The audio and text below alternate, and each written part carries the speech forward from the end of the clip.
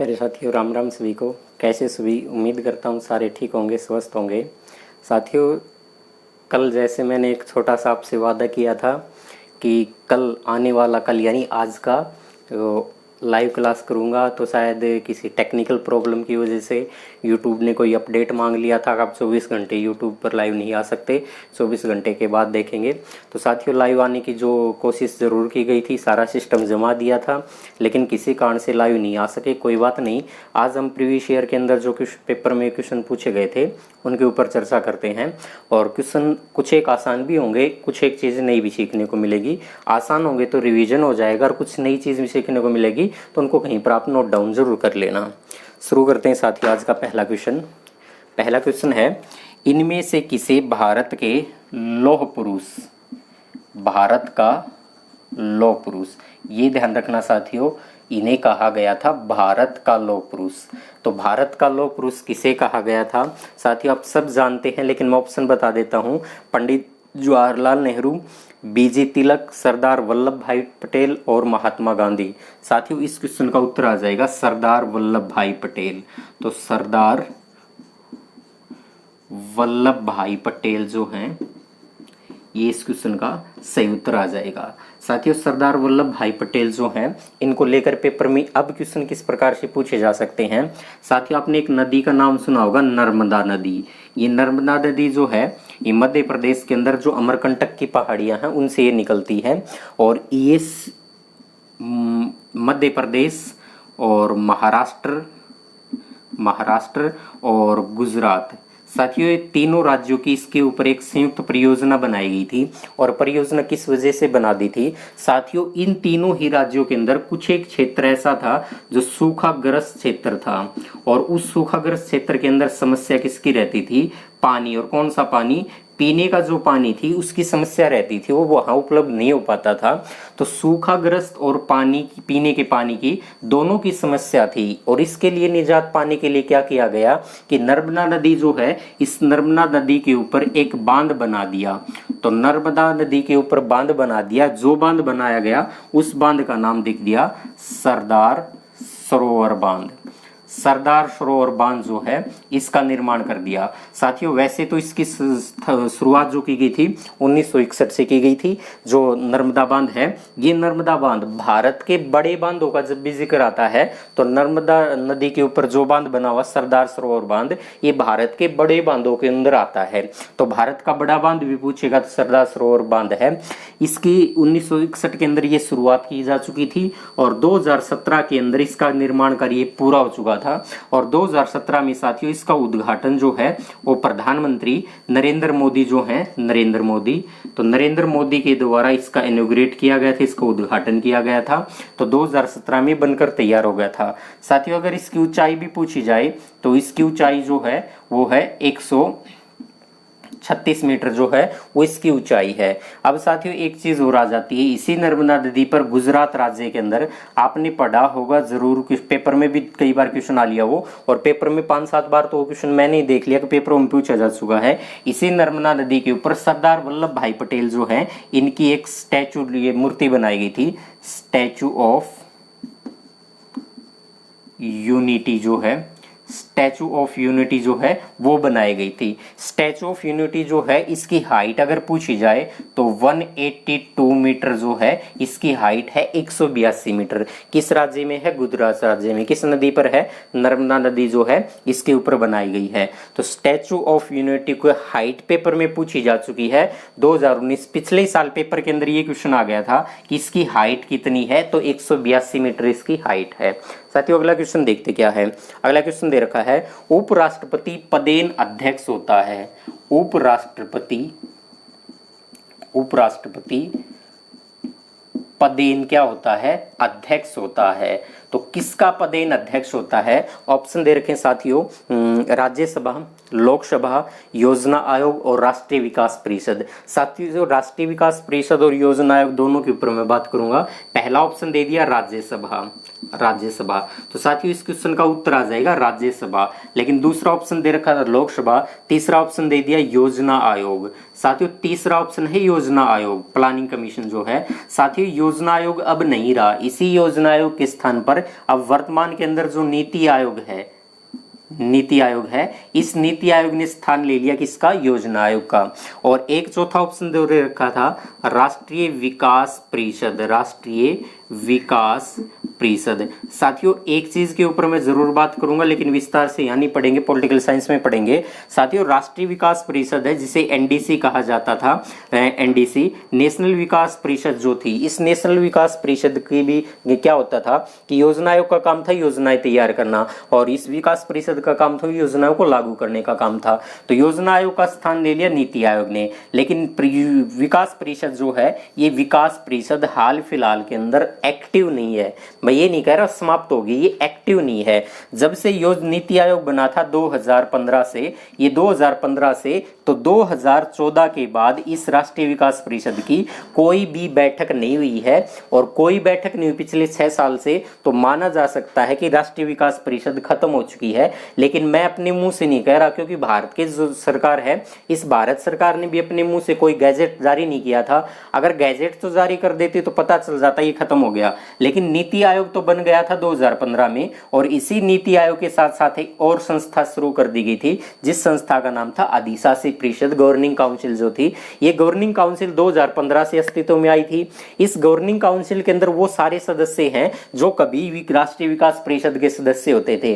तो साथियों इससे अनुमान लगाया जा सकता राष्ट्रीय विकास परिषद खत्म हो चुकी है, लेकिन इसके बारे में कंफर्म नहीं कहा जा सकता खत्म होगी। लेकिन अधिशासी परिषद जो है वो 2015 से शुरू हुई थी, उसकी 4 बैठकें अब तक हो चुकी हैं। तो इसको लेकर थोड़ा सा ध्यान रखेंगे कि राष्ट्रीय विकास परिषद जो है ये हाल फिलहाल में एक्टिव नहीं है, शायद खत्म हो चुकी। शायद का मतलब है 1% चांस हो सकता है ना भी हो, लेकिन मैं मान के यही कहूंगा कि राष्ट्रीय विकास परिषद खत्म हो चुकी है। लेकिन भारत सरकार ने अभी अपने मुंह से नहीं कहा था। तो अधिशासी परिषद जो है गवर्निंग काउंसिल वो 2015 से एक्टिव हो चुकी। तो साथियों इस क्वेश्चन का उत्तर आ जाएगा कि उपराष्ट्रपति जो हो किसका पदेन अध्यक्ष होता है, राज्यसभा का। साथियों भारतीय संविधान का एक अनुच्छेद है अनुच्छेद 64। ये अनुच्छेद 64 ही ये कहता है कि भारत का उपराष्ट्रपति राज्यसभा का क्या होगा, पदेन समाप्ति होगा। पदेन का मतलब होता है पद पर रहते हुए कोई दूसरा पद धारण करना। तो इनके पास पद कौन सा है, उपराष्ट्रपति, और पद पर रहते हुए कौन सा पद धारण कर रहे हैं, अध्यक्ष या सभापति का पद धारण कर रहे हैं राज्यसभा के। तो अनुच्छेद 64 के अंदर क्या दे रखा है कि उपराष्ट्रपति राज्यसभा का पदेन समाप्ति होगा। और उपराष्ट्रपति का जो पद है ये किस अनुच्छेद में है, तो साथियों अनुच्छेद 63 जो है, इस अनुच्छेद 63 में किस बात का उल्लेख है कि भारत का उपराष्ट्रपति होगा। चलो अगला क्वेश्चन देखते हैं साथियों क्या है। अगला क्वेश्चन है जय हिंद का नारा किसने दिया था। तो साथियों जय हिंद का नारा किसके द्वारा दिया गया था। वैसे क्वेश्चन तो आसान ही है, तो ऑप्शन दे रखे हैं साथियों, इसके अंदर मैं सीधा उत्तर ही बता दूंगा आपको। तो इस क्वेश्चन का उत्तर आपको भी पता होगा कि जय हिंद का नारा दिया था एम.के. गांधी, जे.एल. नेहरू, एम.सी. बोस और बी.जी. तिलक। तो शायद ऑप्शन आ जाएगा एस.सी. बोस। तो एस.सी. बोस, जय हिंद जो है, जय हिंद, इस जय हिंद का नारा, जय हिंद का नारा दिया था। ध्यान रखना साथियों, इसमें सुभाष चंद्र बोस नहीं लिखा था, ऑप्शन में इस प्रकार लिखा था एस.सी. बोस। तो एस.सी. बोस ही कौन था, सुभाष चंद्र बोस था। ये क्वेश्चन का क्या आ जाएगा, आंसर आ जाएगा। साथियों इसके बारे में एक फैक्ट और जान ले, थोड़ी सी बात। वैसे तो बहुत सारे फैक्ट है, कितने पढ़ेंगे, लेकिन एक फैक्ट और पढ़ लेना। पेपर में पूछा गया था, अभी आज देख रहा था मैं किसी क्वेश्चन को, तो पूछा गया था कि फॉरवर्ड ब्लॉक जो है इसकी स्थापना किसके द्वारा की गई थी। तो फॉरवर्ड समिति जो थी इसकी स्थापना की गई थी 1939 के अंदर एस.सी. बोस के द्वारा। अगला क्वेश्चन देखते हैं साथियों क्या है। हरिप्रसाद चौरसिया, हरिप्रसाद चौरसिया, तो हरिप्रसाद चौरसिया का संबंध किससे है, तबला वादन से, सरोद वादन से, बांसुरी वादन से, शहनाई वादन से। तो साथियों इनका संबंध हो जाएगा बांसुरी वादन से। तो बांसुरी के प्रसिद्ध वादक रहे हैं हरिप्रसाद चौरसिया। अगला क्वेश्चन दे रखा साथियों, किसे भारत का ग्रैंड ओल्ड मैन कहा जाता है। भारत का क्या कहा जाता है, grand old man, grand old man कहा जाता है। उम्मीद आपको इस क्वेश्चन का उत्तर पता होगा। दादा भाई नारोजी, ए.ओ. हयूम और बी.जी. तिलक, सुरेंद्र नाथ बनर्जी। तो साथियों इस क्वेश्चन का उत्तर आ जाएगा दादा भाई दादा भाई नारोजी जो है इस क्वेश्चन का उत्तर आ जाएगा। साथियों दादा भाई नारोजी जो है इनका एक और रूप नाम भी मिलता है ग्लैडस्टोन जो है, ग्लैडस्टोन वो भी दादा भाई नारोजी को कहा जाता है। ग्लैडस्टोन जो है ये भी दादा भाई नारोजी को कहा जाता है। इन दादा भाई नारोजी की साथियों पेपर के अंदर 1000 बार किताब का नाम पूछा जा चुका। और क्या क्वेश्चन पूछा जा चुका, poverty and un British rule in India. साथियों एक किताब का नाम है और ये किताब 1000 बार पेपर में आ चुकी कि poverty and un British rule in India किताब के लेखक कौन है, तो दादा भाई नारोजी जो हैं ये इस किताब के लेखक हैं। और अगला क्वेश्चन देखते हैं साथियों क्या है। अगला क्वेश्चन दे रखा क्षय रोग। क्षय रोग साथियों इसी क्षय रोग को हम टीबी भी कहते हैं, ट्यूबरकुलोसिस जो है टीबी। तो क्षय रोग जो है इसका कारण क्या है, विषाणु है, जीवाणु है, फफूंद है या परजीवी है। तो साथियों ये एक जीवाणु है, ये क्या है, एक जीवाणु है। जीवाणु जनित रोग कौन सा है, तो क्षय रोग जो है ये जीवाणु जनित रोग है, पेपर में पूछा जा चुका। एक ही पेपर के अंदर इतने सारे क्वेश्चन पूछे, मैं अलग अलग पेपरों की बात नहीं कर रहा, एक ही पेपर की बात कर रहा हूं। और एक ही पेपर में क्वेश्चन आसान भी है, एक आध क्वेश्चन मुश्किल भी आ रहा है। अगला क्वेश्चन है professor Amartya Sen. Professor Amartya Sen, professor Amartya Sen इनका संबंध किस क्षेत्र से है, तो ऑप्शन दिया गया अर्थशास्त्र, भूविज्ञान, जैव रसायन और तार भौतिकी। तो साथियों इनका संबंध जो है वो अर्थशास्त्र से है, अर्थशास्त्र इसका मतलब इकोनॉमिक्स जो है उनसे इनका संबंध है। साथियों इनको लेकर पेपर में 2 क्वेश्चन तो और पूछे जा सकते हैं और पेपर में वो क्वेश्चन कई बार आ भी लिया, आपको भी पता होगा उन क्वेश्चनों का उत्तर कि प्रोफेसर अमर्त्य सेन जो है इनको नोबेल पुरस्कार कब मिला था। ये पेपर में पूछा जा चुका है कि नोबेल पुरस्कार जो है नोबेल पुरस्कार, तो नोबेल पुरस्कार इनको कब मिला था, तो साथियों 1998 के अंदर इनको नोबेल पुरस्कार मिला था। किसके लिए दिया गया था, कल्याणकारी अर्थशास्त्र जो है उसके लिए इनको नोबेल पुरस्कार दिया गया था, कल्याणकारी अर्थशास्त्र। तो कल्याणकारी अर्थशास्त्र के लिए इनको क्या मिला था, नोबेल पुरस्कार मिला था। कब मिला था साथियों, 1998। पेपर में ये क्वेश्चन भी पूछा जा सकता है, पहला भारतीय जिसको अर्थशास्त्र के क्षेत्र में नोबेल पुरस्कार मिला था तो अमर्त्य सेन को ही मिला था। साथियों अगर ये पूछ ले कि अर्थशास्त्र में नोबेल पुरस्कार देने की शुरुआत जो है, पहला पुरस्कार 1969 में अर्थशास्त्र इकोनॉमिक्स में दिया गया था, 68 में जोड़ दिया गया था, प्रावधान कर दिया था, लेकिन पहला कब दिया गया था, 1969 के अंदर पहला अर्थशास्त्र के अंदर नोबेल पुरस्कार दिया गया था। साथियों ये भी पेपर में क्वेश्चन पूछा जा सकता है क्योंकि ये पेपर के अंदर ये क्वेश्चन देखने को मिल चुका है कि अमर्त्य सेन को भारत रत्न कब मिला था। तो साथियों जिस साल इनको नोबेल पुरस्कार मिला था उससे अगले ही साल इनको मिला था भारत रत्न, अगले ही साल क्या मिल गया था, भारत रत्न पुरस्कार इनको दे दिया गया था। अगला क्वेश्चन की बात करते हैं साथियों क्या है, किसी भारतीय राज्य की पहली महिला मुख्यमंत्री, पहली महिला मुख्यमंत्री। तो साथियों इसका उत्तर क्या आ जाएगा, सबको पता होगा, ऑप्शन में बता देता हूं।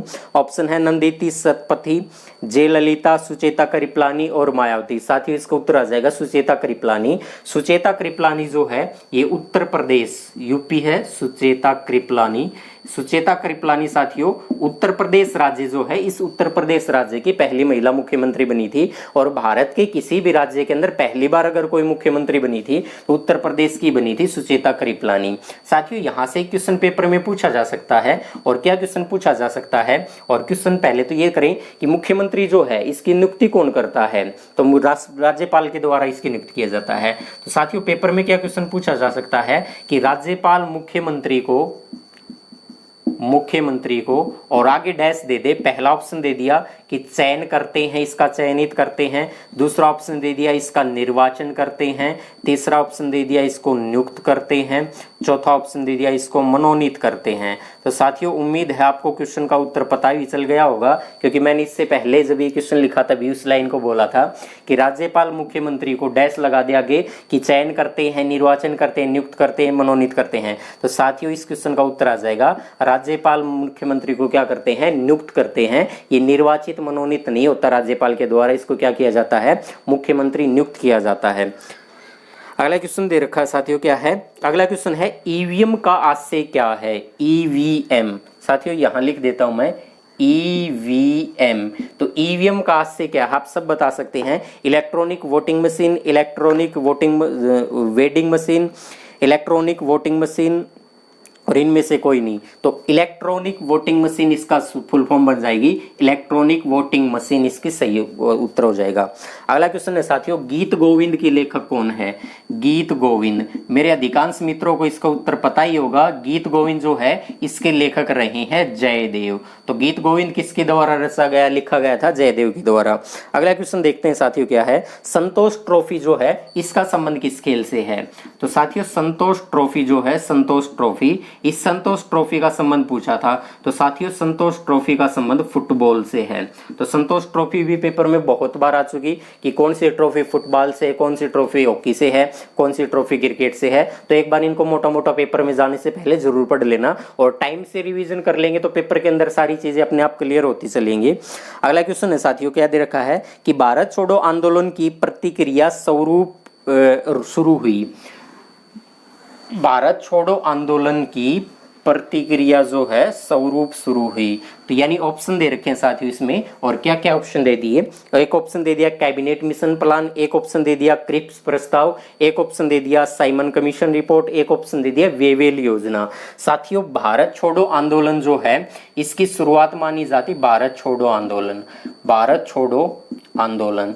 साथियों पहले तो मैं इसका उत्तर बता दूं, भारत छोड़ो आंदोलन है ये किसकी प्रतिक्रिया के स्वरूप शुरू हुआ था? तो इसका उत्तर आ जाएगा cabinet mission, cabinet mission, cabinet mission, sorry cabinet mission option में दे रखे हैं। और दूसरा ऑप्शन दे रखा क्रिप्स प्रस्ताव, और तीसरा ऑप्शन दे दिया Simon commission report, Simon commission report, और चौथा ऑप्शन दे दिया वेवेल योजना। तो साथियों इस क्वेश्चन का उत्तर क्या आ जाएगा? क्रिप्स प्रस्ताव जो है इसका उत्तर आ जाएगा। इस क्रिप्स प्रस्ताव जो है इसका अध्यक्ष कौन था? को क्रिप्स प्रस्ताव जब भारत आया था तो इसका अध्यक्ष को किसको बनाया गया था? स्टैफर्ड क्रिप्स जो हैं, इस स्टैफर्ड क्रिप्स को इसका अध्यक्ष बनाया गया था। साथियों भारत छोड़ो आंदोलन जो है ये 8 अगस्त 1942 को भारतीय राष्ट्रीय कांग्रेस का बंबई के अंदर जो अधिवेशन हुआ था, उस बंबई अधिवेशन में इसको क्या किया गया था? भारत छोड़ो आंदोलन जो है इसके लिए प्रस्ताव पारित किया गया था। और 9 अगस्त 1942 को क्या था कि भारत के अंदर लागू हो गया था, भारत के अंदर फैल गया था। तो भारत छोड़ो आंदोलन जो है ये किसके फलस्वरूप देखने को मिल रहा था, यानी किसके फलस्वरूप इसका शुरू हुआ था? तो क्रिप्स प्रस्ताव इसका उत्तर आ जाएगा। क्रिप्स प्रस्ताव जो भारत कब आया था? तो 1942 के अंदर भारत आया था, अगस्त 1942 में। साथियों इस क्रिप्स प्रस्ताव को लेकर पेपर में बहुत सारे क्वेश्चन आ जाते हैं। जैसे आप पढ़ते हैं कि हमारी जो संविधान है, इस संविधान को बनाया किसके द्वारा गया था? तो संविधान सभा ने संविधान को बनाया था। और जिस संविधान सभा ने संविधान को बनाया था उस संविधान सभा की सबसे पहले मांग, लेकिन वो मांग जो मतलब मान ली गई थी, वैसे तो 1895 में बाल गंगाधर तिलक ने की थी, लेकिन 1922 में जिस महात्मा गांधी के द्वारा ये मांग की गई थी संविधान सभा की, तो वो क्रिप्स प्रस्ताव 1942 में ही स्वीकार की गई थी। 1942 में इसको स्वीकार कर लिया गया था। अगला क्वेश्चन देखते हैं साथियों, क्या है? लॉर्ड मैकाले संबंधित है, लॉर्ड मैकाले।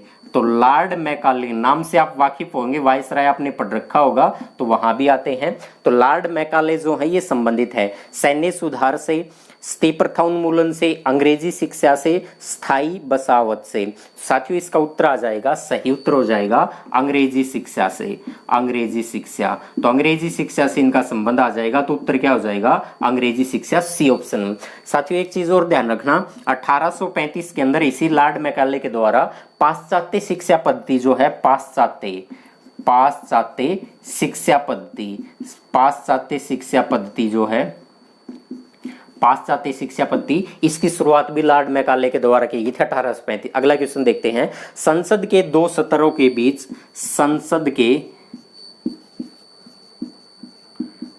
संसद के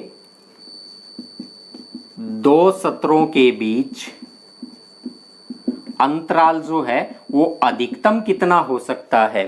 तो यही क्वेश्चन पूछा था, 3 माह, 4 माह, 5 माह, 6 माह। तो साथियों इस क्वेश्चन का उत्तर आ जाएगा 6 माह। संसद के कोई भी 2 अधिवेशन है, उन 2 अधिवेशनों के बीच अधिकतम जो है गैप हो सकता है, अंतराल हो सकता है, वो 6 महीने का हो सकता है, 6 महीने से ज्यादा नहीं हो सकता। एक वर्ष के अंदर अगर बात की जाए तो एक वर्ष में संसद के सामान्यतः 3 सत्र चलते हैं, और 3 स्तर जो चलते हैं उनमें सबसे पहले स्तर का नाम है बजट स्तर, दूसरे स्तर का नाम है मानसून स्तर, तीसरे स्तर का नाम है शीतकालीन स्तर। इसमें बजट स्तर जो है ये सबसे लंबा स्तर है, और 2 बार के अंदर अगर कोई स्तर चलता है तो कौन सा है, वो बजट स्तर ही है। उसके बाद मानसून स्तर चलता है, मानसून स्तर की बात करें, मानसून स्तर, और मानसून स्तर के बाद शीतकालीन स्तर। साथियों शीतकालीन जो स्तर है, ये शीतकालीन स्तर सबसे छोटा स्तर भी है। अगर सबसे बड़ा स्तर की बात की जाए तो कौन सा है, बजट स्तर सबसे बड़ा स्तर भी है। अगला क्वेश्चन देखते हैं साथियों, क्या है, जापान की संसद का नाम क्या है। तो जापान की संसद, साथियों ये जो पेपर है ये रेलवे के पेपर के क्वेश्चन में सोल्व करा रहा हूं, आपसे साझा कर रहा हूं। और जैसे हरियाणा पुलिस में पेपर हुआ था सब इंस्पेक्टर का, तो हरियाणा पुलिस सब इंस्पेक्टर के पेपर में भी एक क्वेश्चन पूछा गया था, और सेम क्वेश्चन था कि जापान की संसद का नाम क्या है। तो जापान की संसद जो है, इस जापान की संसद का नाम है डाइट। तो जापान की संसद का नाम क्या है साथियों, डाइट है। अगर पूछ लिया जाए जापान जो है, इस जापान देश की राजधानी कौन सी है, तो साथियों जापान देश की राजधानी है टोक्यो। अगर पेपर के अंदर क्वेश्चन और पूछ लिए, हाल फिलहाल में चर्चा चल रहा है जापान को, और जापान को लेकर क्या चर्चा चल रही है, जापान का एक द्वीप का नाम आपने पढ़ा होगा शिकोकू। तो शिकोकू द्वीप को लेकर विवाद चल रहा है, शिकोकू द्वीप, शिकोकू द्वीप को लेकर थोड़ा सा विवाद चल रहा है, अभी हाल फिलहाल में चर्चा में भी है। तो जापान के अंदर टोक्यो जो है, टोक्यो के अंदर 2020 के ओलंपिक खेल होने थे, 2020 के ओलंपिक खेल अब 2020 में नहीं होंगे, 2021 के अंदर प्रस्तावित कर दिए हैं, 2021 के अंदर उनकी डेट भी जारी कर दी गई है।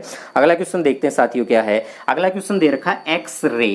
एक्स-रे जो है, इस एक्स-रे की खोज किसके द्वारा की गई थी। साथियों इस क्वेश्चन को आपको पता भी होगा, एक्स-रे की खोज किसके द्वारा की गई थी, रोंटजन या रोंजन, रोंटजन या रोंजन के द्वारा इसकी खोज की गई थी, या सॉरी आविष्कार किया गया था। खोज नहीं, इसका आविष्कार है भाई, खोज नहीं आविष्कार,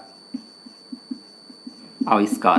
तो इसका आविष्कार किया गया था, खोज नहीं की गई थी। खोज किसको बोलते हैं साथी, आविष्कार किसको बोलते हैं। जैसे आपने एक बाइक का नाम सुना होगा डिस्कवर, डिस्कवर बाइक की नाम है ना, बजाज की बाइक है डिस्कवर। साथियों उस बाइक को अगर देखा जाए तो उसका नाम डिस्कवर है।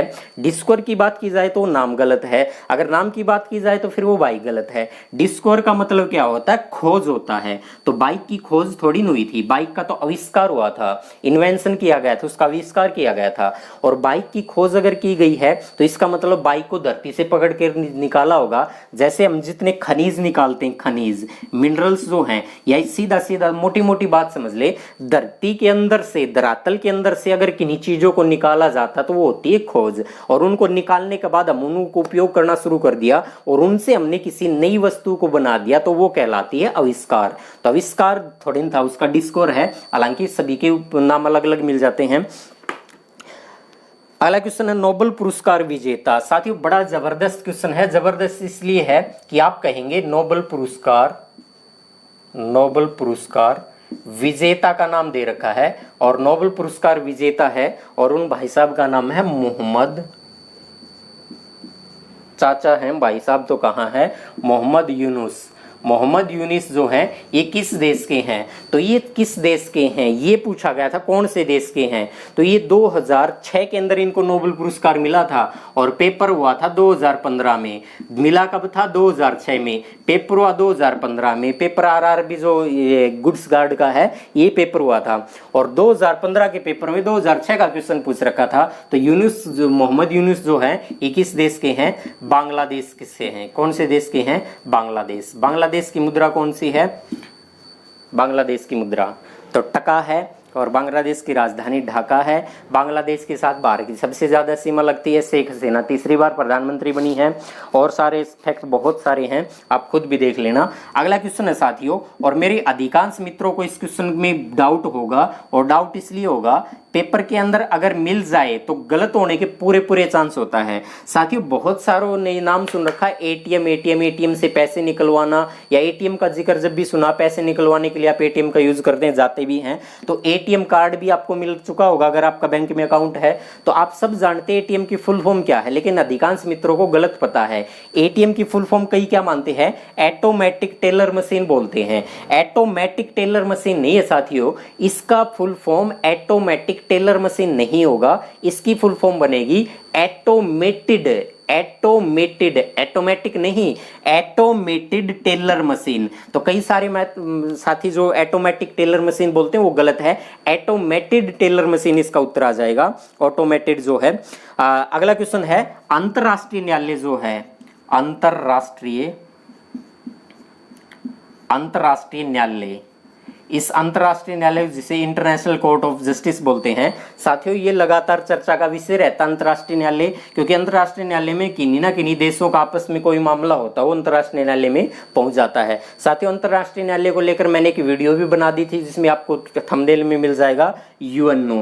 तो यूएनओ की 6 अंग है, उन्हीं में से एक अंग का नाम है अंतरराष्ट्रीय न्यायालय। साथियों इस अंतरराष्ट्रीय न्यायालय का हेडक्वार्टर पूछा गया है, और हेडक्वार्टर कहाँ है, तो इसका हेडक्वार्टर है हेग। हेग कहाँ पर है, हेग है नीदरलैंड में। तो नीदरलैंड में हेग है जो उसमें इसका हेडक्वार्टर है। अंतर्राष्ट्रीय न्यायालय की स्थापना पूछी जाए तो 3 अप्रैल 1946 को हुई थी। इसका औपचारिक उद्घाटन हुआ था 18 अप्रैल 1946 को। अंतर्राष्ट्रीय न्यायालय के अंदर 15 जज होते हैं और एक अध्यक्ष बनाया जाता है। 15 जो जज हैं, इन 15 जजों का कार्यकाल होता है, एक जज का कार्यकाल यानी उन जजों का कार्यकाल होता है 9 वर्ष। और अंतर्राष्ट्रीय न्यायालय के अंदर भारत का एक जज है जो 2018 से लेकर 2027 तक अंतरराष्ट्रीय न्यायालय के अंदर भारत की तरफ से जज रहेगा, जिसका नाम है जस्टिस दलबीर सिंह भंडारी। तो जस्टिस दलबीर सिंह भंडारी कहां से है, वैसे तो भारत से है, भारत में पूछ ले तो राजस्थान से इनका संबंध है, राजस्थान जो है इनसे इनका संबंध है, जस्टिस दलबीर सिंह भंडारी। तो साथियों जस्टिस दलबीर सिंह भंडारी जो हैं वर्तमान में क्या है, अंतरराष्ट्रीय न्यायालय में भारत की तरफ से जज हैं। साथियों इसको लेकर और भी बहुत सारे क्वेश्चन पूछे जा सकते हैं, हम बात करते हैं अगले क्वेश्चन की। अगला क्वेश्चन है, संयुक्त राष्ट्र दिवस कब मनाया जाता है। साथियों एक ही पेपर के अंदर ये क्वेश्चन पूछे गए हैं, संयुक्त राष्ट्र दिवस। तो संयुक्त राष्ट्र दिवस जो है जिसको हम यूएनओ डे बोलते हैं, ये 24 अक्टूबर जो है, इस 24 अक्टूबर को प्रत्येक साल मनाया जाता है। क्यों मनाया जाता है कि 24 अक्टूबर 1945 को यूएनओ जो हो अस्तित्व में आया था। यूएनओ के सदस्य देशों की बात की जाए तो 193 सदस्य देश हैं। साथियों अभी भारत हाल ही में यूएनओ को लेकर चर्चा में आया था, और क्या चर्चा में आया था कि भारत जो है इसी यूएनओ के 6 आधिकारिक अंग है, और उन 6 आधिकारिक अंगों में से एक अंग का नाम है यूनाइटेड नेशन सिक्योरिटी काउंसिल, संयुक्त राष्ट्र विकास परिषद। भारत इस संयुक्त राष्ट्र विकास परिषद का 8वीं बार सदस्य बना है, और जो 8वीं बार सदस्य बना है इसका कार्यकाल 2021 से शुरू होगा, अभी शुरू नहीं होगा, अभी केवल भारत बन चुका है।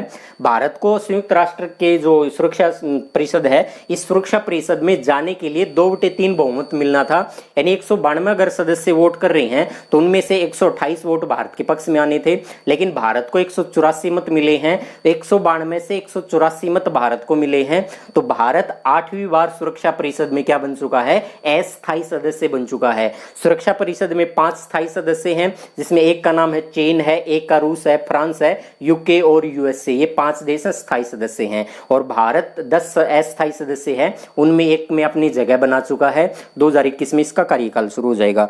अगला क्वेश्चन है साथियों, नोबेल पुरस्कार किस शहर में दिए जाते हैं। एक क्वेश्चन तो यह आया था नोबेल पुरस्कार से लेकर, और इसी पेपर के अंदर जिस पेपर में 50 क्वेश्चन आए हुए जीके के, इन्हीं में से एक क्वेश्चन और पूछा गया है, क्योंकि एक ही पेपर के क्वेश्चन है, अलग क्वेश्चन अलग अलग पेपरों के नहीं करवा रहा। एक ही क्वेश्चन में पूछा था कि नोबेल पुरस्कार किस शहर में दिए जाते हैं। तो ऑप्शन दे रखे हैं ब्रुसेल्स, जेनेवा, ओस्लो और हैग। साथियों थोड़ा सा ध्यान से पढ़ना क्वेश्चन को। और नोबेल पुरस्कार कहाँ दिए जाते हैं, तो ब्रुसेल्स, जेनेवा, ओस्लो और हेग। नोबेल पुरस्कार जो हैं, नोबेल पुरस्कार साथियों ये कहाँ पर दिए जाते हैं। तो मैं बात करता हूँ नोबेल पुरस्कार, जो 5 नोबेल पुरस्कार हैं, जिनमें साहित्य का है, लेकिन वर्तमान के अंदर बात नहीं करें। उन 5 क्षेत्रों के अंदर अगर केवल शांति को छोड़ दिया जाए, 6 क्षेत्र जो हैं, लेकिन वर्तमान में 5 आप करंट अफेयर में पढ़ लिए होंगे। शांति का जो है, ये शांति का दिया जाता है ओस्लो के अंदर, ओस्लो, और बाकी सारे के सारे स्वीडन के अंदर दिए जाते हैं। स्वीडन में दिए जाते हैं, जिसका स्टॉकहोम स्वीडन की राजधानी है, उसमें दिए जाते हैं। बाकी सारे के सारे कहाँ दिए जाते हैं? ओस्लो के अंदर दिए जाते हैं। तो साथियों इसमें केवल ऑप्शन दे रखे हैं ब्रुसेल्स, जिनेवा, ओस्लो और हेग। तो साथियों इस क्वेश्चन का उत्तर आ जाएगा ओस्लो। क्यों ओस्लो आ जाएगा? क्योंकि स्वीडन या स्टॉकहोम तो ऑप्शन में नहीं दे रखा। स्वीडन या स्टॉकहोम जो है ये तो ऑप्शन में नहीं दे रखा, और जो ऑप्शन में नहीं तो शांति का नोबेल पुरस्कार भी तो दिया जाता है, वो कहां पर दिया था? ओस्लो। तो इस उत्तर आ जाएगा साथियों ओस्लो। अगला क्वेश्चन देखते हैं साथियों क्या दे रखा है। अगला क्वेश्चन दे रखा है 1983 के क्रिकेट फाइनल मैच में, 1983 के क्रिकेट के फाइनल मैच में मैन ऑफ द मैच कौन रहा था? इस फाइनल मैच के अंदर मैन ऑफ द मैच कौन रहा था? Man of the match. तो साथियों मैन ऑफ द मैच कौन रहा था 1983 के? 85 नहीं साथियों, 1983 आएगा। कपिल देव जो भारतीय क्रिकेट टीम के कप्तान थे, तो 1983 के विश्व कप फाइनल क्रिकेट के अंदर मैन ऑफ द मैच कौन रहा था? कपिल देव रहा था, रोजर बिन्नी रहा था, सुनील गावस्कर रहा था, एम अमरनाथ रहा था। तो साथियों इस क्वेश्चन का उत्तर आ जाएगा मैन ऑफ द मैच कौन रहा था? एम अमरनाथ रहा था। एम अमरनाथ जो है इसमें मैन ऑफ द मैच रहा था। 1983 का विश्व कप जो फाइनल हुआ था, ये भारत का किस देश के साथ हुआ था? तो भारत का वेस्ट इंडीज जो है, इस वेस्ट इंडीज के साथ हुआ था। भारत ने इसी वेस्ट इंडीज को हरा दिया था और भारत ने फाइनल के अंदर अपना जो है वर्ल्ड कप जीत लिया था। तो साथियों अगला क्वेश्चन देखते हैं कौन सा है। भारत का कौन सा बैंक केंद्रीय बैंक की भूमिका निभाता है? साथियों सब वाकिफ होंगे, सेंट्रल बैंक ऑफ इंडिया इसमें ऑप्शन दे रखा है, भारतीय स्टेट बैंक दे रखा है, भारतीय रिजर्व बैंक दे रखा है, ए और बी दोनों दे रखे हैं। तो साथियों इसका उत्तर आ जाएगा भारतीय रिजर्व बैंक जो है आरबीआई, ये इसका उत्तर आ जाएगा। साथियों आरबीआई को लेकर पेपर में क्वेश्चन क्या पूछे जा सकते हैं, मैं फैक्ट जल्दी से बता देता हूं, क्योंकि ये फैक्ट एक दो बार हमने वीडियो के अंदर बता लिए। आरबीआई को लेकर पूछा जाता है आरबीआई की स्थापना है वो किस कमीशन के तहत की गई थी?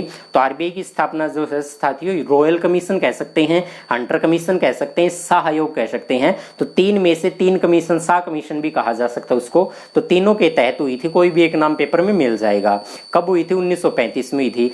उस समय जब आरबीआई की स्थापना हुई थी इसका हेडक्वार्टर कलकत्ता में था। 1937 में इसका हेडक्वार्टर मुंबई में कर दिया। वर्तमान में हेडक्वार्टर की बात की जाए तो वर्तमान हेडक्वार्टर कहां पर है? वर्तमान के अंदर जो भी हेडक्वार्टर है वो मुंबई में है। आरबीआई का राष्ट्रीयकरण पेपर में पूछ लिया जाता कब था? तो आरबीआई का राष्ट्रीयकरण जो हुआ था 1 जनवरी 1949 को इसका राष्ट्रीयकरण हुआ था। 1 अप्रैल 1935 को इसकी स्थापना की गई थी। आरबीआई के वर्तमान के अंदर जो गवर्नर है शक्तिकांत दास इनके गवर्नर है। आरबीआई के 4 डिप्टी गवर्नर होते हैं, नाम पढ़ लेना आप। अगला क्वेश्चन दे रखा टेलीविजन का आविष्कार किसके द्वारा किया गया था? तो साथियों टेलीविजन का आविष्कार जो किया गया था टेलीविजन, इस टेलीविजन का आविष्कार किया गया था टेलीविजन का आविष्कार पेपर के अंदर पूछा गया तो किसके द्वारा किया गया था? ऑप्शन दे रखे हैं जेम्स रसेल के द्वारा, जेएल बेयर्ड के द्वारा, बर्लिनर के द्वारा, मार्कोनी के द्वारा। तो जेएल बर्लिन जो है, जेएल बर्नेल, इनके द्वारा क्या किया गया था? इसका आविष्कार किया गया था। सॉरी बेयर्ड है ये, बर्नेल नहीं, बेयर्ड जेएल बेयर्ड के द्वारा इसका क्या किया गया था? 1926 में टेलीविजन का आविष्कार किया गया था। अगला क्वेश्चन है साथियों द्रोणाचार्य सम्मान दिया जाता है। द्रोणाचार्य सम्मान दिया जाता है। पहला ऑप्शन में दे दिया उत्कृष्ट शिक्षक को, दूसरा ऑप्शन दे दिया उत्कृष्ट एथलीट को, तीसरा ऑप्शन दे दिया उत्कृष्ट घुड़सवार को, चौथा ऑप्शन दे दिया उत्कृष्ट खेल प्रशिक्षक को। तो साथियों द्रोणाचार्य जो अवार्ड है, ये द्रोणाचार्य अवार्ड किसको दिया जाता है? तो उत्कृष्ट योगदान के लिए, और किसके उत्कृष्ट योगदान के लिए? चौथा ऑप्शन हो जाएगा उत्कृष्ट योगदान के लिए